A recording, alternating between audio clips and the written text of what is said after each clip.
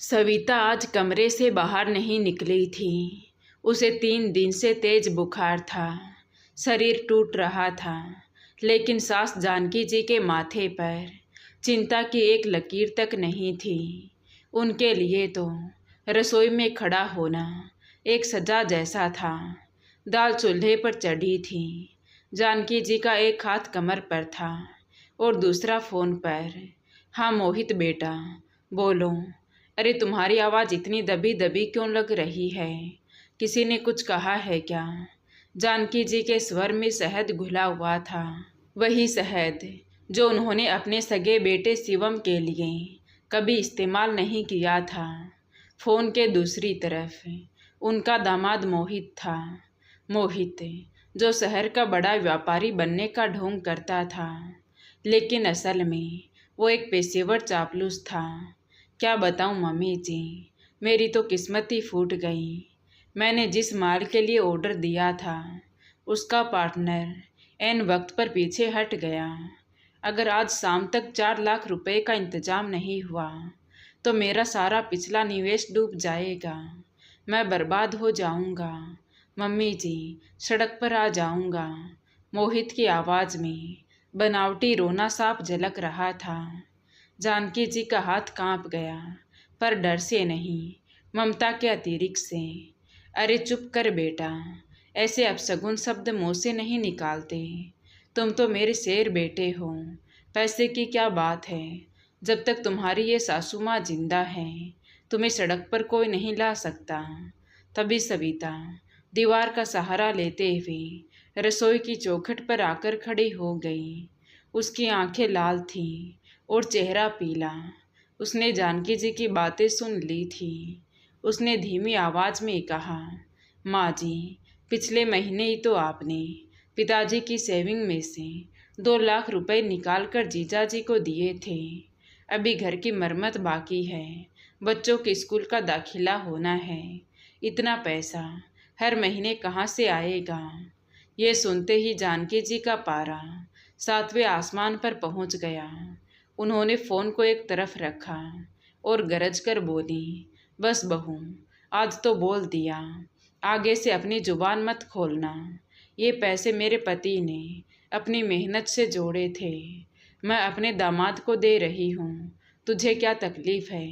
मेरा दामाद तरक्की कर रहा है तो तुझे जलन हो रही है। सविता की आंखों में आंसू भर आए।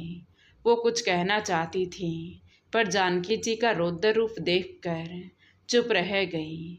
उसे याद आया कि उसके ससुर ने जाते वक्त जानकी जी के नाम जो बैंक बैलेंस छोड़ा था, वो पूरा अब धीरे धीरे जीजा जी के बिजनेस के भेंट चढ़ रहा था। जानकी जी के पति स्वर्गीय राम कैलाश जी बहुत मेहनती थे। उन्होंने पाई पाई जोड़कर बैंक में कुछ फिक्स डिपॉजिट करवाए थे, पर उन्हें क्या पता था कि उनकी पत्नी अपने बेटे से ज़्यादा अपनी बेटी और दामाद पर फिदा हो जाएगी। बेटी मानवी और दामाद मोहित ने जानकी जी की इस कमजोरी को पहचान लिया था। उन्हें पता था कि मम्मी जी को बिजनेसमैन दामाद का टैग बहुत पसंद है, इसलिए मोहित हर दूसरे महीने एक नई बिजनेस स्कीम लेकर आता और जानकी जी के जज्बातों से खेलकर पैसे ऐंठ लेता। और बेटा शिवम एक प्राइवेट कंपनी में नौकरी करता था। वो पागलों की तरह काम करता ताकि अपनी पत्नी, बच्चों और माँ को एक अच्छी ज़िंदगी दे सके। उस शाम जब शिवम दफ्तर से घर लौटा तो माहौल भारी था। जानकी जी ने सोफे पर बैठते हुए हुक्म दिया, शिवम, हाथ मुंह धोकर जल्दी आ, मुझे तुमसे ज़रूरी बात करनी है। तो शिवम थका हुआ था। उसने कहा, हाँ माँ बोलिए, क्या बात है? अरे बात क्या है, कल सुबह बैंक जाना है। वो जो 4 लाख रुपए वाली एफडी है उसे तुड़वानी है। लेकिन क्यों माँ? क्योंकि दामाद जी मुसीबत में हैं, माल फंसा हुआ है। जानकी जी ने ऐसे कहा जैसे वो किसी मामूली चीज़ की बात कर रही हो। शिवम के हाथ से पानी का गिलास छूटते छूटते बचा। माँ, वो एफडी तो पापा ने अपनी पोती की शादी और पोते की पढ़ाई के लिए रखी थी। अभी उसे कैसे तोड़ सकते हैं? और जीजा जी का बिजनेस है या कोई कुआं, उसमें जितना भी डालो सब गायब हो जाता है। जानकी जी की आंखें लाल हो गई। तो अब तू मुझे सिखाएगा कि पैसे कहाँ खर्च करने हैं?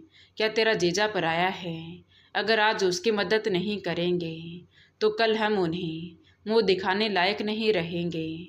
और रही बात बच्चों की, तो तू कमा तो रहा है ना, अपनी कमाई से पढ़ाना अपने बच्चों को।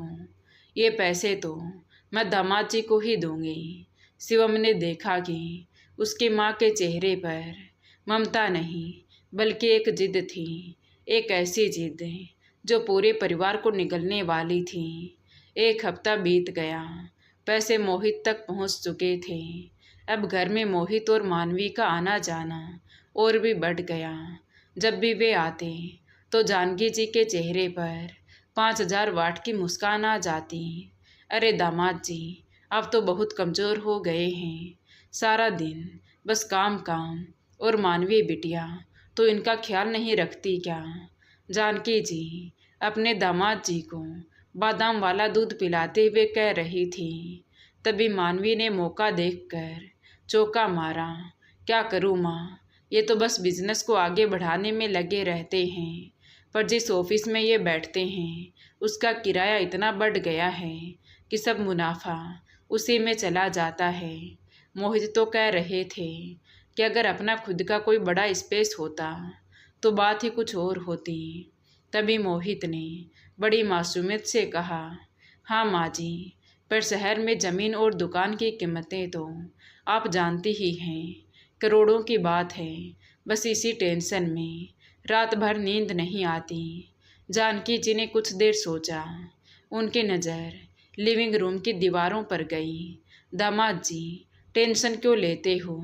यह घर काफ़ी बड़ा है, वैसे भी अब बेटा और बेटी का बराबर हक है। मानवी इस घर की आधी मालकिन है, तो क्यों ना हम इस घर को बेच देते हैं, एक छोटा फ्लैट ले लेंगे और बाकी के पैसों से आप अपनी शानदार ऑफिस खोल लेना। आखिर तरक्की तो घर की ही होगी ना।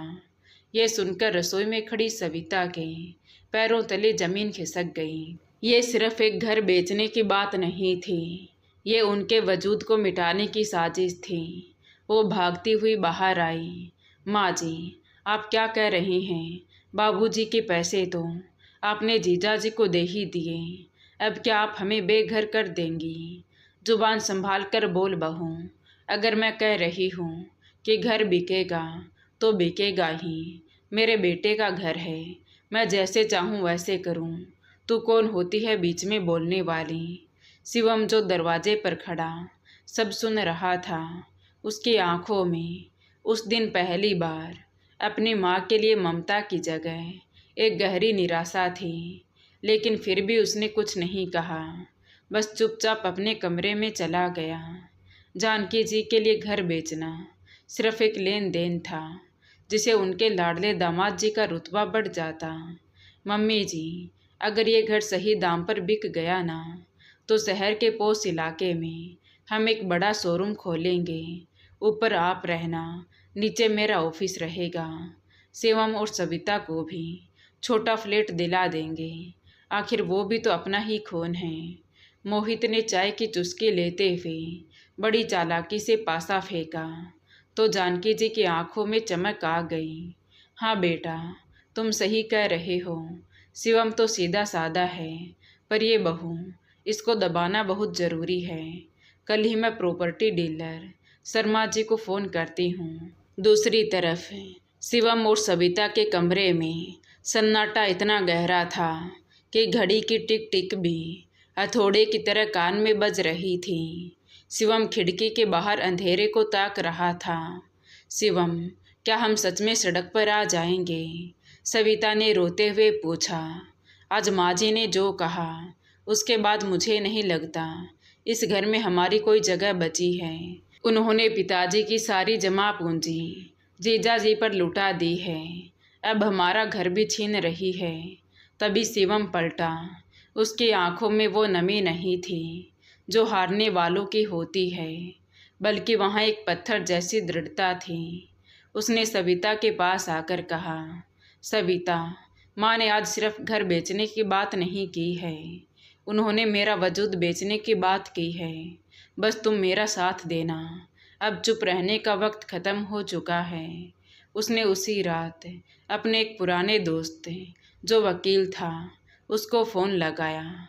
उसे समझ आ गया था कि ममता जब बंदी हो जाए तो न्याय का रास्ता खुद बनाना पड़ता है। अगले दिन सुबह सुबह जब शिवम ऑफिस के लिए निकल रहा था तभी दरवाजे की घंटी बजी। बाहर शर्मा प्रॉपर्टी डीलर खड़ा था, साथ में मोहित भी था। अरे शर्मा जी, आइए आइए, देखिए यही है वो शानदार महल।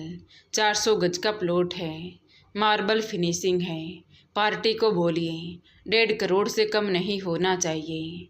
मोहित ऐसी बात कर रहा था जैसे घर का मालिक वही हो। शिवम वही ठिठक गया। जीजा जी, ये क्या हो रहा है? तभी मोहित ने मुस्कुराकर शिवम के कंधे पर हाथ रखा। अरे साले साहिब, तुम क्यों टेंशन ले रहे हो? मम्मी जी ने ही बुलाया है, घर का मुआयना करवा रहे हैं। आखिर सही कीमत तभी मिलेगी जब कोई देखेगा। तभी जानकी जी अंदर से हाथ में आरती की थाली लिए बाहर निकली, जैसे कोई शुभ काम होने जा रहा हो।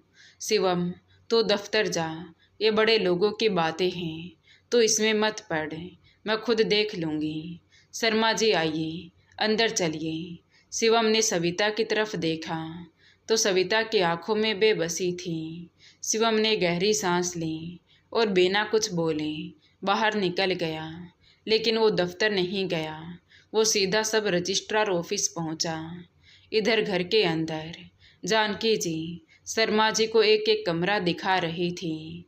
ये देखिए जी, ये बड़ा वाला कमरा मेरा है और ये बाजू वाला बेटे और बहू का। तभी शर्मा जी ने चश्मा ठीक करते हुए पूछा, जानकी जी, कागज़ किसके नाम पर हैं? अगर आपके पति के नाम पर हैं तो बच्चों के साइन लगेंगे। जानकी जी थोड़ा हिचकिचाई। अरे, ये घर तो मेरे बेटे शिवम ने अपने नाम पर लिया था, पर माँ तो मैं ही हूँ ना, मेरे कहने पर वो साइन कर देगा। तभी मोहित ने बीच में ही टोकते हुए कहा, बिल्कुल कर देगा शर्मा जी, आप बस पार्टी लाइए, 1.5 करोड़ से कम की बात मत करना। सविता रसोई में खड़ी ये सब सुन रही थी। उसका कलेजा मुंह को आ रहा था। अगले कुछ दिनों तक घर में अजनबियों का आना जाना लगा रहा। कभी कोई पेंट देखने आता तो कभी कोई छत की ढलाई। जानकी जी हर ग्राहक की खातिरदारी ऐसे करती जैसे वो उनके दामाद के भगवान हों। एक शाम मोहित और मानवी जानकी जी के पास बैठे थे। माँ जी, 5 लाख की तुरंत ज़रूरत है। वो जो पिछला माल रुका था ना, उसे छुड़ाने के लिए पेनल्टी भरनी पड़ेगी, वरना घर बिकने तक तो देर हो जाएगी। मोहित ने अपना माथा पकड़कर नाटक शुरू किया तो जानकी जी परेशान हो गई। बेटा, अब तो मेरे पास फूटी कोड़ी नहीं बची है। बैंक में जो कुछ भी था वो पिछले महीने मैंने तुम्हें दे दिया, अब तो बस ये घर की उम्मीद है। तभी मानवी चिढ़कर बोली, तो भैया से मांगो ना माँ, वो हर महीने इतनी सैलरी लाता है, कहाँ छुपाता है आखिर? वो आपका बेटा है, उसकी जिम्मेदारी नहीं बनती क्या? उस रात जानकी जी ने शिवम से कहा, शिवम, तेरे जीजा जी को 5 लाख रुपए की सख्त ज़रूरत है, तो अपनी सेविंग में से दे दे, घर बिकते ही मैं तुझे ब्याज समेत वापस करवा दूंगी। शिवम ने शांति से रोटी का टूक तोड़ा और बोला, माँ, मेरे पास तो पैसे नहीं हैं। इतना सुनते ही जानकी जी ने थाली पटक दी। झूठ बोलता है, अपनी माँ से झूठ बोलता है। इस बहू ने तेरे कान भर दिए हैं। तुझे अपने जीजा जी की बर्बादी नज़र नहीं आ रही है क्या? अगर पैसे नहीं दिए तो याद रखना, मेरा मरा हुआ मुंह देखेगा। तभी सविता बीच में ही बोल पड़ी, माँ जी, मरने की बात क्यों कर रही हैं? शिवम दिन रात कमाता है, तब जाकर घर खर्चा चलता है। जीजा जी का बिजनेस क्या है, ये तो आज तक किसी को समझ नहीं आया, बस पैसे मांगना जानते हैं। चुप कर, जानकी जी चिल्लाई। कल के कल पैसे चाहिए, वरना इस घर में ताला लग जाएगा। शिवम उठा और बिना खाना खाए अपने कमरे में चला गया। उसने अलमारी से एक फाइल निकाली और उसे गौर से देखने लगा। उस फाइल में वो राज छुपा था जो जल्द ही जानकी जी के होश उड़ाने वाला था। 2 हफ्ते बाद शर्मा पार्टी डीलर एक बड़ी पार्टी लेकर आया। पार्टी ने घर पसंद कर लिया था और 1 करोड़ 20 लाख की डील भी पक्की हो गई थी। जानकी जी की खुशी का ठिकाना नहीं था। उन्हें लगा कि अब वो अपनी बेटी दामाद को अमीर देख पाएंगी। दामाद जी बधाई हो, डील पक्की हो गई है, टोकन मनी कल मिल जाएगी। जानकी जी ने फ़ोन पर अपने दामाद मोहित जी को खुशखबरी दी। मोहित की आवाज़ में लालच साफ झलक रहा था। बहुत बढ़िया माँ जी, बस जल्दी से शिवम से साइन करवा लीजिए। मैंने एक नया शोरूम देख लिया है, एडवांस देना है। अगले दिन सुबह जानकी जी ने शिवम को बुलाया। मानवी और मोहित भी वहाँ मौजूद थे। उनके चेहरों पर जीत की मुस्कुराहट थी। शिवम, ये देख, ये कागज़ है। घर 1 करोड़ 20 लाख में बिक रहा है, तो बस यहाँ साइन कर दे। मैंने फैसला लिया है कि 50 लाख रुपए दामाद जी के बिजनेस में लगेंगे, 40 लाख मानवी के नाम होंगे और बाकी के पैसों से हम एक छोटा सा फ्लैट लेंगे जिसमें मैं और तुम साथ रहेंगे। जानकी जी ने अधिकार से कहा, लेकिन शिवम ने कागजों को हाथ तक नहीं लगाया। उसने अपनी जेब से एक दूसरा लिफाफा निकाला। माँ, साइन करने की ज़रूरत नहीं है। शिवम की आवाज़ बहुत शांत थी। क्यों, क्या तू अपनी माँ की बात टालेगा? जानकी जी ने आंखें दिखाई तो शिवम ने लिफाफा खोला और एक कानूनी नोटिस मेज पर रख दिया। क्योंकि ये घर पहले ही मैं बेच चुका हूँ और इसकी रजिस्ट्री भी हो चुकी है। हॉल में सन्नाटा छा गया। मोहित के हाथ से फ़ोन गिर गया। जानकी जी की आंखों के आगे अंधेरा छा गया। क्या बकवास कर रहा है तू? मानवी चीख पड़ी। भैया, आपने माँ को बताए बिना घर कैसे बेच दिया और पैसे कहाँ हैं? शिवम ने कुर्सी खींची और बैठ गया। पैसे वहाँ हैं जहाँ होने चाहिए थे, कहते हुए शिवम ने अपनी माँ की तरफ देखा और बोला, माँ, पिताजी ने जो पैसे छोड़े थे वो पूरे पैसे आपने अपने बेटी दामाद पर लुटा दिए, और जब आपने मेरे बच्चों का घर छीनने की कोशिश की तो फिर मैंने भी वही किया जो एक बाप को करना चाहिए। जानकी जी के हाथ कांपने लगे। शिवम, तूने अपनी माँ को धोखा दिया है। तूने घर बेच दिया और मुझे बताया तक नहीं। तभी सविता कमरे से बाहर आई। उसने अपना सारा सामान पैक कर लिया था। धोखा हमने नहीं माँ जी, धोखा तो आपने दिया है अपने उस बेटे को जिसने कभी आपके खिलाफ एक शब्द में नहीं बोला, और उस बहू को जिसे आपने हमेशा नौकरानी समझा। हमने घर बेचा है क्योंकि हमें अपने बच्चों का भविष्य बचाना था। मानवी मोहित की तरफ देखने लगी। मोहित ने आँव देखा ना ताव और शिवम पर चिल्लाने लगा, तो ऐसे कैसे कर सकता है? उसमें मेरा हिस्सा था। मेरी कंपनी डूब रही है, तू समझता क्यों नहीं? तभी शिवम खड़ा हुआ और मोहित के करीब आकर बोला, हिस्सा? किस बात का हिस्सा? क्या तूने इस घर में एक भी ईंट लगाई है? और कंपनी? कौन सी कंपनी? मैंने पता लगवाया है जीजा जी, तुम्हारी कोई कंपनी नहीं है। तुम जुआ खेलते हो। सट्टेबाजी में तुमने मेरे पिताजी के सारे पैसे उड़ा दिए और मेरी माँ को बेवकूफ़ बनाकर तुम इस घर के पैसे भी उड़ाना चाहते थे। जानकी जी का सर घूमने लगा। क्या बोल रहा है शिवम? दामाद जी, ये क्या कह रहा है? तुम तो बिजनेस करते हो ना? जानकी जी ने ज़ोर से कहा तो मोहित ने अपनी असलियत दिखाते हुए जानकी जी को झटक दिया। धत तेरी की बुढ़िया, अब नाटक बंद कर। अगर पैसे नहीं हैं तो तुम मेरे किसी काम के नहीं हो। मानवी, चलो यहाँ से, यहाँ अब कुछ नहीं मिलने वाला।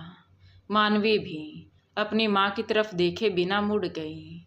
जानकी जी पत्थर की मूर्ति बन गई उनकी अपनी बेटी, जिसके लिए उन्होंने अपने बेटे का घर उजाड़ दिया, आज उन्हें बुढ़िया कहकर पीठ दिखाकर जा रही थी। शिवम बेटा, मुझे माफ़ कर दे। जानकी जी रोने लगी। मैं भटक गई थी। मुझे लगा दामाद जी मेरा सहारा बनेंगे और बेटी मेरा ख्याल रखेगी, पर आज शिवम ने अपने माँ के आंसू नहीं पोंछे। उसके दिल में घाव बहुत गहरे थे। माँ, माफ़ी बहुत छोटी चीज़ है। आपने तो मेरा भरोसा ही ख़त्म कर दिया। आप कहती थी ना कि बेटा बेटी बराबर होते हैं, तो अब जाइए अपनी बेटी के पास, रहिए उसके पास। मैंने अपने और सविता के लिए एक छोटा सा मकान ले लिया है। वहाँ हम अपने बच्चों के साथ शांति से रहेंगे। आप दामाद जी के पास जाइए, शायद वो आपकी सेवा करें। इतना कहकर शिवम अपनी पत्नी और बच्चों को लेकर बाहर जाने लगा तो जानकी जी की आंखों से लगातार आंसू बहने लगे। उन्होंने दौड़कर बिना कुछ कहे शिवम के पैरों में सिर रख दिया। बेटा, मैंने बहुत बड़ा पाप किया। मैं जानती हूँ कि मैं माफ़ी के काबिल नहीं हूँ, लेकिन बेटा, मुझे ऐसे सड़क पर मत छोड़। मैं कहाँ जाऊँगी। तभी अपनी माँ को ऐसे देखकर शिवम की भी आंखें भर आई। उसने अपनी माँ को उठाया और कहा, माँ, आपने तो मुझे बहुत धोखा दिया था, लेकिन मैं आपको ऐसे सड़क पर नहीं छोड़ सकता। चलिए मेरे साथ। उस दिन के बाद जानकी जी ने अपनी बाकी ज़िंदगी बेटे और बहू का विश्वास दोबारा जीतने में लगा दी।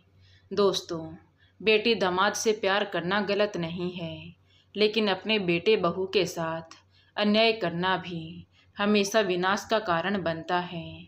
तो दोस्तों, शिवम ने अपनी माँ को माफ़ करके सही किया या गलत, कमेंट करके ज़रूर बताएं।